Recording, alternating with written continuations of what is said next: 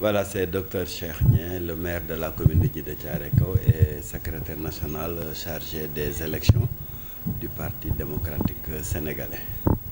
Monsieur Dieng, récemment, il y a le chef de l'État qui a effectué un déplacement au niveau de la banlieue pour rendre visite à Sénégal. Quelle lecture faites-vous de cette visite après une semaine de Oui, je vous remercie. Donc, il est vrai que cette visite du président de la République pour témoigner de sa compassion, mais surtout pour apporter des solutions à la question lancinante des inondations dans la banlieue était attendue depuis très très longtemps. Déjà, dès les premières heures donc, de ces inondations qui ont posé beaucoup de dégâts, qui se sont même traduits en termes de pertes en vie humaine, donc que nous avons constaté dans la banlieue. Le président, après avoir le président est venu avant-hier. Il a visité Keur Massar, qui est l'épicentre des inondations. Il a fait des promesses. Il faut saluer cette visite, même s'il faut déplorer donc qu'elle a été très très tardive après de nombreuses souffrances des populations. Maintenant, lors de sa visite, le président a fait des promesses. Il a promis de débloquer donc 30 milliards pour participer à l'assainissement de Keur Massar. Mais je dois dire d'abord qu'il faut déplorer que 10 jours après le déclenchement du plan Orsec, que nous ayons connu des retards dans la mobilisation des ressources pour une mise en œuvre diligente de ce plan Orsec-là, qui est financé à autour de 10 milliards, mais que pour l'essentiel, les ressources ne sont pas encore disponibles. Je reviens de Keur Massar avant-hier.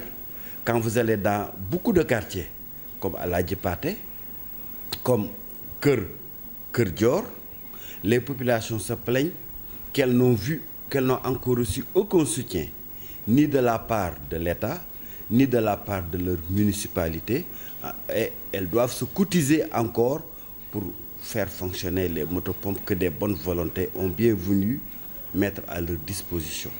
Je pense que l'urgence aujourd'hui, c'est de mobiliser les ressources du plan Orsec, mais c'est aussi de mobiliser davantage de ressources humaines, surtout le génie militaire, pour prêter main forte aux sapeurs-pompiers qui sont actuellement débordés par l'ampleur du phénomène, de sorte à ce que l'évacuation des eaux, qui est la première urgence des populations, que cette évacuation des eaux, qui sont devenues verdâtres parce qu'elles ont stagné là-bas depuis plus d'1 mois maintenant, pour que cette évacuation des eaux se passe dans les meilleurs délais possibles pour permettre vraiment aux populations de retrouver leur quiétude dans leur maison. Maintenant, pour ce qui concerne la promesse d'allocation de 30 milliards, il faut aussi déplorer vraiment une grande cacophonie dans la communication gouvernementale.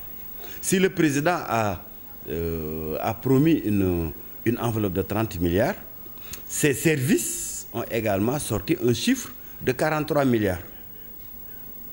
Pour Keur Massar, ses services ont également sorti un chiffre de 117 milliards pour la continuation du plan décennal de lutte contre les inondations. Ça fait une cacophonie dans la communication gouvernementale qui traduit simplement l'absence de maîtrise de ce dossier par le gouvernement du Sénégal. Et je pense que c'est bien parce que aujourd'hui nous ne savons plus qui sont les structures, les ministères, les directions qui ont réellement en charge de lutter contre les inondations au Sénégal et dans la banlieue en particulier. Et le président de la République gagnerait à remettre de l'ordre institutionnel dans cette problématique majeure pour soulager les populations. Mais ceci étant dit, il y a également 3 milliards qui avaient été promis. Donc depuis 10 jours pour aider les populations dans l'urgence. Le gouvernement peine aussi à mobiliser ces 3 milliards-là parce que ceux qui en ont besoin, ceux pour qui ces 3 milliards sont destinés, les attendent depuis maintenant 10 jours. Et c'est seulement hier que le ministre Mansour Faye a commencé à faire des transferts pour préparer la descente du président. Depuis lors, ces transferts se sont arrêtés, mais ça signifie encore, ça illustre encore l'absence de mobilisation des ressources du plan Orsec, qui est un plan d'urgence et qui doit être financé en urgence par le gouvernement de la République du Sénégal. Alors, donc, selon vous, jusqu'à présent, il y a des impactés qui n'ont pas encore reçu cette aide? Non, la plupart des impactés n'ont encore rien reçu. Nous avons des informations qui nous proviennent de toutes les zones impactées. Keur Massar, Pikine, Yeumbeul Nord, Yeumbeul Sud, Tivaouane Diacksao, où les populations sont encore dans les désordres. Elles ne sont même pas prises en charge du point de vue de leur relogement. Autant le président avait fait pour les malades du Covid, à reloger les populations dans des conditions dignes dans les hôtels de la place. J'appelle le ministre de l'Intérieur aujourd'hui à réquisitionner les hôtels tout autour de Mbao, de Rufisque et de Dakar pour reloger ces populations dans des conditions de dignité, en attendant maintenant que le génie militaire vienne prêter main forte aux sapeurs-pompiers pour que ces eaux soient évacuées dans les meilleurs délais possibles. Alors, si 170 milliards de francs ont été éjectés depuis le début, pensez-vous est-ce qu'il est normal aujourd'hui que le Sénégal se trouve dans pareille situation? Oui, c'est en 2012 déjà que le président de la République avait annoncé le plan décennal de lutte contre les inondations, financé à hauteur de 667 milliards. 8 ans après la mise en œuvre de ce plan décennal, nous sommes retournés au point de départ de 2012, où la banlieue, où toutes les autres, la plupart des autres communes, Saint-Louis, Ziguinchor, Kaffrine, etc., partout, Thiès, Mbour, toutes les grandes villes du Sénégal sont inondées. Ça pose la problématique de la transparence dans la gestion de ces ressources. Transparence du point de vue technique, quels sont les travaux qui ont réellement été exécutés? Ils nous ont cité quelques coins et recoins à l'intérieur de Dakar où la question des inondations a été réglée. Mais pour l'essentiel, le problème demeure entier. Et c'est face à cette situation que le Parti démocratique sénégalais avait exigé un audit technique et financier du plan décennal de lutte contre les inondations pour éclairer l'opinion publique, pour éclairer les Sénégalais sur l'état d'exécution technique réel de ce plan décennal et le montant des engagements, des dépenses financières qui ont été consenties au titre de ce plan. Le gouvernement a fait la sourde oreille par rapport à cette requête, à cette exigence du Parti démocratique sénégalais. Par le biais de notre groupe à l'Assemblée nationale, le Parti démocratique sénégalais a également exigé l'audition de tous les ministres qui ont été impliqués dans la gestion de ce plan décennal. C'était encore une fois pour permettre aux Sénégalais d'avoir la bonne information, une information complète, exhaustive et véridique sur l'exécution technique et financière de ce plan décennal. Mais là également, le groupe majoritaire a fait du dilatoire et a empêché le peuple sénégalais d'avoir la lumière sur l'exécution de ce plan décennal de lutte contre les inondations. Et en lieu et place, le groupe majoritaire, Benno Bokk Yakaar, donc a fait dans la cachotterie, a fait dans la dissimulation, en proposant de mettre en place une simple mission d'information qui va aller vers les ministères et les directions pour recueillir des informations que ces directions et ministères voudront bien mettre à leur disposition, à l'effet d'élaborer un rapport qui, paradoxalement, sera encore soumis au président de la République, malgré la sacro-sainte séparation des pouvoirs entre l'Assemblée nationale et l'exécutif. C'est dire aujourd'hui que l'Assemblée nationale démissionne de sa mission régalienne de contrôle, d'évaluation et de suivi de l'action publique. C'est regrettable et cela montre à quel point aujourd'hui le régime du président Macky Sall fait dans la cachotterie, fait dans la dissimulation par rapport à l'échec retentissant que nous avons observé dans la mise en œuvre de ce plan décennal qui aurait englouti 767 milliards pour des résultats aujourd'hui qui sont quasi nuls si nous observons l'ampleur des inondations à travers toutes les villes du Sénégal. Alors 30 milliards sont annoncés. Pensez-vous que ces 30 milliards justement vont régler le problème? Mais il est évident que là où 767 milliards n'ont pas pu venir à bout des inondations, je me demande bien comment 30 petits milliards vont suffire à ces tâches. Je pense que c'est un effet d'annonce. Je pense que c'est parce qu'aujourd'hui le président de la République se retrouve dos au mur par rapport donc à l'échec de son plan décennal qu'il a avancé au pif un chiffre. Mais il est évident qu'il sera nécessaire de faire une évaluation technique des mesures qui sont nécessaires pour un règlement définitif de la question, que ces mesures-là soient budgétisées pour qu'on puisse véritablement évaluer le budget qui sera nécessaire pour assainir non pas seulement Keur Massar.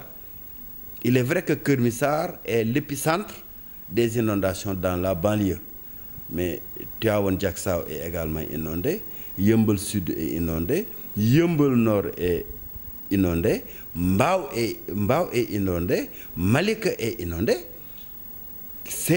Toutes ces communes ont la même dignité, les populations qui vivent dans ces communes ont les mêmes besoins en termes d'assainissement et de lutte contre les inondations. Et c'est toutes ces problématiques qu'il faut régler en même temps. Et il est évident de ce point de vue que le budget annoncé donc, de 30 milliards est simplement un effet d'annonce, mais il est que le gouvernement, que le président Macky Sall reviendra sur cette décision lorsque les études techniques sérieuses vont être faites pour véritablement tracer un schéma technique de règlement définitif de la problématique des inondations dans la banlieue. Alors, il a soulevé aussi la question de la départementalisation de la localité de Keur Massar. Est-ce qu'aujourd'hui, cette décision-là a été choisie au moment opportun? Ben, c'est une réponse politicienne à un problème d'inondation. Quand le président allait à Keur Massar, personnellement, je m'attendais à des perspectives beaucoup plus techniques que politiques. La question des inondations aujourd'hui, elle est la résultante d'un ensemble d'échecs et d'incompétences des services techniques qui sont impliqués dans la lutte contre les inondations.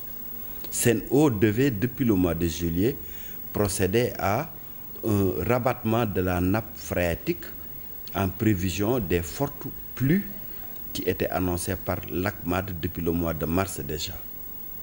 Sen'Eau a failli à cette mission-là.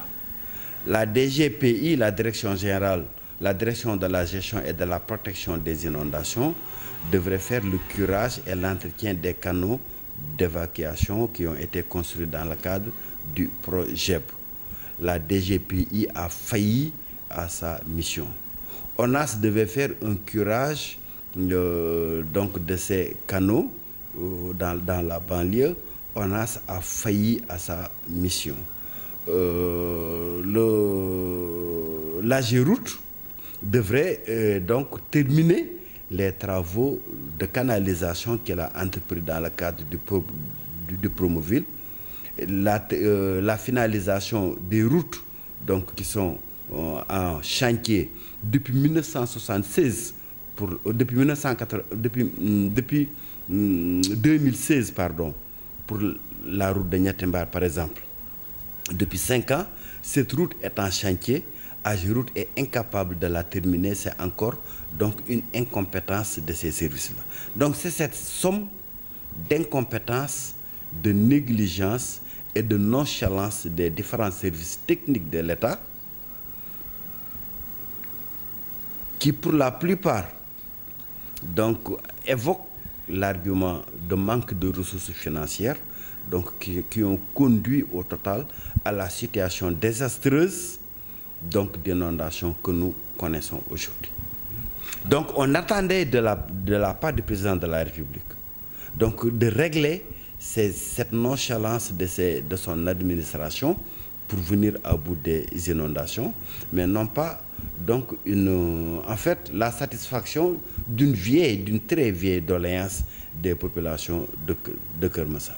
Au demeurant, annoncer la départementalisation de Keur Massar est une mesure qui, à mon avis, mériterait d'être beaucoup mieux réfléchie. Il est vrai que le président Macky Sall avait abdiqué en 2013 au moment donc de l'acte 3 de la décentralisation dans le redimensionnement des communes de sorte à avoir une cohérence territoriale de ces collectivités territoriales pour leur permettre d'être véritablement, d'avoir une viabilité financière qui leur permet de remplir correctement leur mission. Dire aujourd'hui qu'on va ériger Keur Massar en département est une déclaration à l'emporte-pièce qui risque de susciter énormément d'interrogations. S'agira-t-il de l'arrondissement des Niayes qui sera érigé en département? S'agira-t-il de la commune de Keur Massar qui va être saucissonnée en communes qui seront non viables? S'agira-t-il donc de mettre dans l'arrondissement des Niayes une partie donc de Mbao qui, du point de vue de la cohérence territoriale, permettrait donc d'aller jusqu'à la mer? Nous ne savons pas. Et je pense que cette décision doit être soumise aux services techniques qui, en relation avec les populations, avec les maires des localités concernées, avec les services de l'administration, devront travailler plus sérieusement donc à un redécoupage. Mais l'un dans l'autre, je pense que en fait la dynamique démographique donc de Keur Massar mérite aujourd'hui donc qu'on se penche sérieusement sur un redécoupage territorial donc de cette partie de la région de Dakar. Alors tout à l'heure vous disiez il y a de l'incompétence, alors que sinon c'est que la quasi-totalité des responsables de l'APR nous viennent du Parti démocratique sénégalais. Donc, où se trouve exactement le problème? Je n'ai pas compris la question.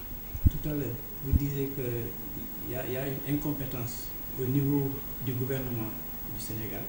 Sinon, c'est que ce sont des produits qui nous viennent du Parti démocratique Sénégal, d'où ils ont reçu une formation au niveau du Parti démocratique Sénégal. Donc, aujourd'hui, ils dirigent le pays. Donc, où se trouve le problème? Mais le problème est un problème de management politique. Parce qu'aujourd'hui, le président Macky Sall s'est lancé dans des chantiers d'envergure qui ne répondent pas aux préoccupations réelles du pays.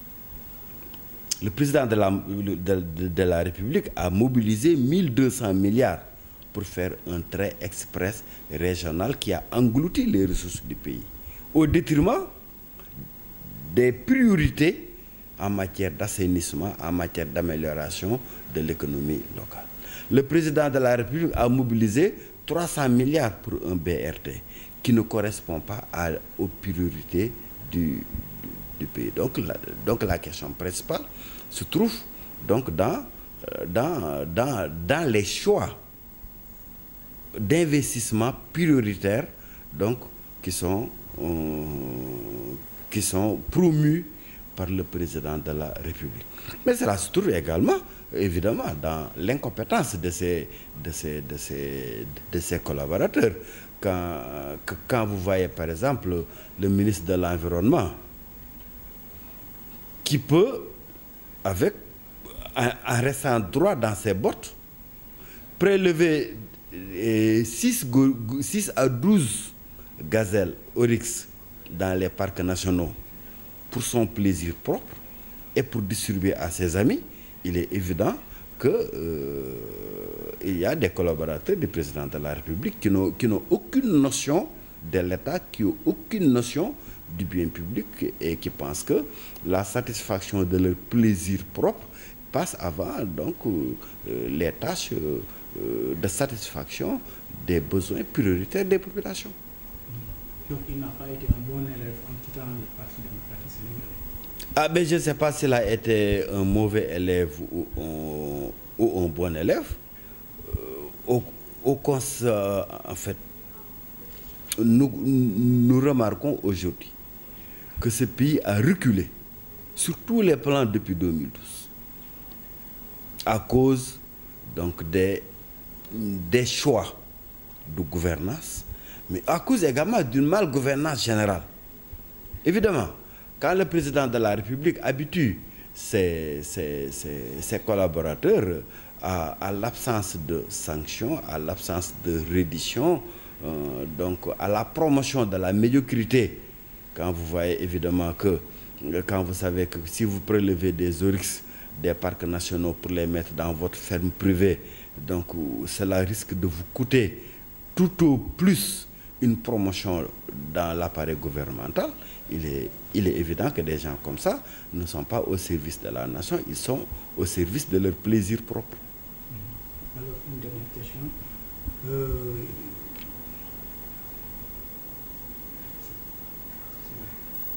Ce qui est d'actualité, vous, en tant que responsable, quelle lecture faites-vous?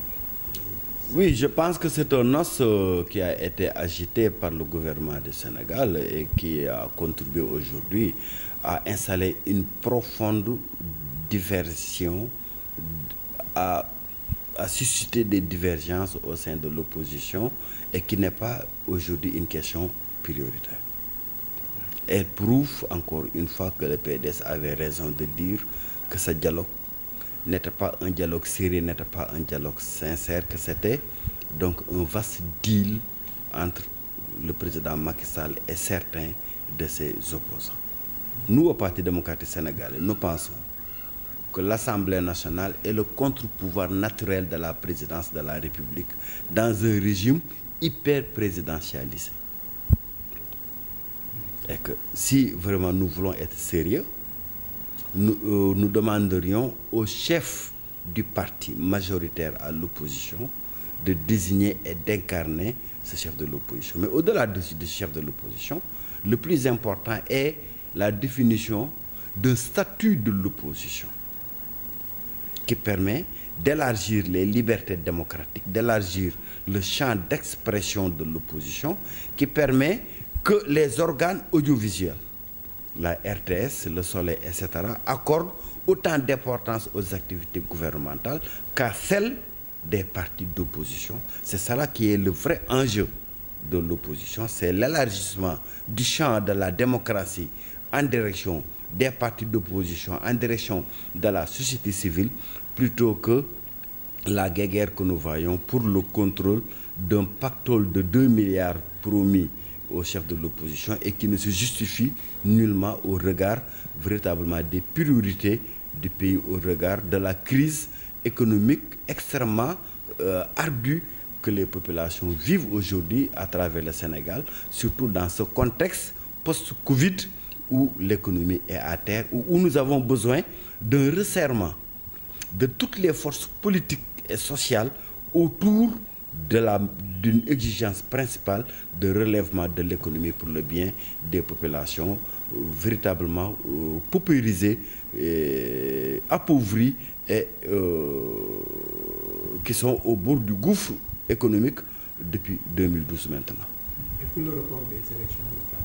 Oui, de ce point de vue, je pense que la position du Parti démocratique sénégalais est très claire. Notre position, nous-mêmes en tant que maire, est très claire. Les mandats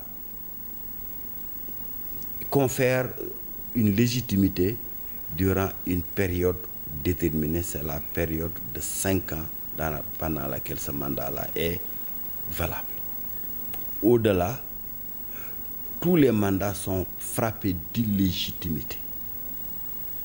Même si du point de vue légal, donc un décret du président de la République ou une loi votée à l'Assemblée nationale peut allonger la durée d'un mandat, ces mandats sont frappés d'illégitimité. Il faut bien que le président de la République apprenne à respecter le calendrier républicain. Et dans le cas précis des élections territoriales à venir, le PDS exige que ces élections soient tenues au plus tard le 28 mars prochain, conformément en fait à la dernière déclaration du ministre de l'Intérieur, qui au demeurant ne doit plus organiser nos élections au Sénégal. Je pense qu'il est clair aujourd'hui que le ministre de l'Intérieur a fait largement la preuve qu'il n'est pas en mesure d'organiser des élections transparentes au Sénégal. Parce que aussi l'exigence première est la mise en place d'un organe indépendant du gouvernement, du ministère de l'Intérieur, pour l'organisation d'élections libres, transparentes et crédibles.